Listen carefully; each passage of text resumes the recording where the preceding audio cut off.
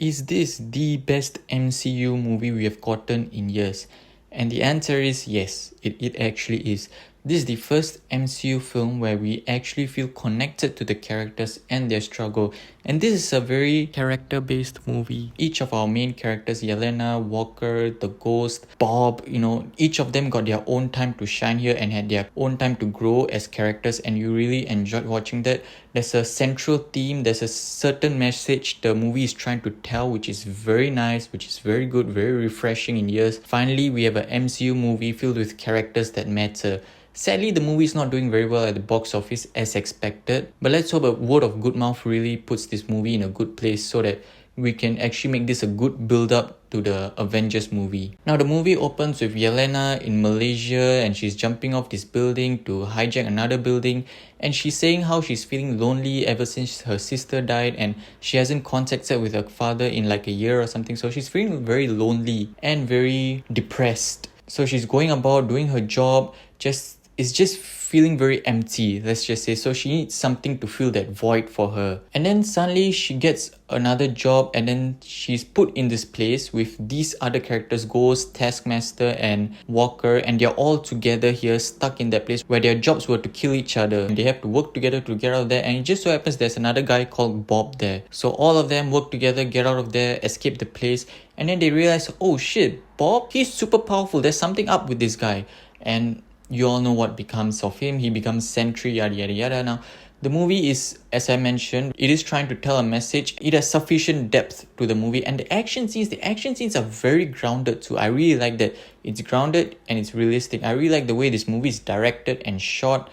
It just feels like much more grounded of a universe. Maybe because all the characters, all their powers are more grounded. Yelena and Walker, they depend on their fightings, and Ghost is the only one has that power, and as well as Sentry, but we don't see a lot of Sentry here. And of course, how could I forget everybody's favorite, Red Guardian. Yeah, Red Guardian really stole the show here with some of the comedic bits. I didn't expect the comedy to go this hard, but it's very good here, especially when it comes from Red Guardian. And even Bucky is in this movie, which I was really happy to see. Finally, this guy is getting some limelight. He was so good in the Winter Soldier and Civil War. Finally, we see him in a huge role here where he gets to shine. And Bucky is an ambassador now. And the main villain in this movie is a character called Valentina De Fontaine, this woman in the government. She's trying to keep herself out of prison for all the things she's done, and she's the person in charge of all these shadow operations, and now she's the main villain, and now she's trying to make Sentry into a bigger thing, and she's using that to stay out of prison and to also gain more political power. And it didn't turn out so well. I don't think Valentina De Fontaine is anything interesting of a villain. I really didn't care much for her.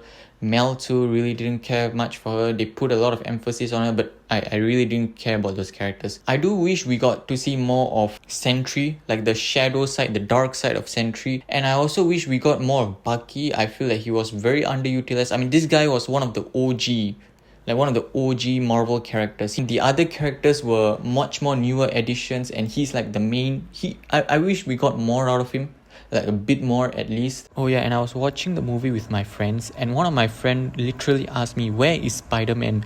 I don't know what Marvel is doing, but they need to fix this deal with Sony and figure out how to bring Spider-Man more often into the MCU. Daredevil was another question he asked about, where is Daredevil and Spider-Man? Anyways, it's nice to see all these characters together and doing some superhero stuff. Really enjoyed it. The pacing is very nice in this movie, and I thoroughly enjoyed this movie. I think this is the best MCU film in years. And if you all have seen the promotion for this movie, you know that this is like the new Avengers. It's building up. I do wish there was more movies to build up to Avengers Doomsday, like how they did from phase 1 to phase 3. We will see how it goes. I do feel that they are rushing here a bit. Even the first Avengers movie, there was Iron Man came out in 2008. There was like a 4-year gap.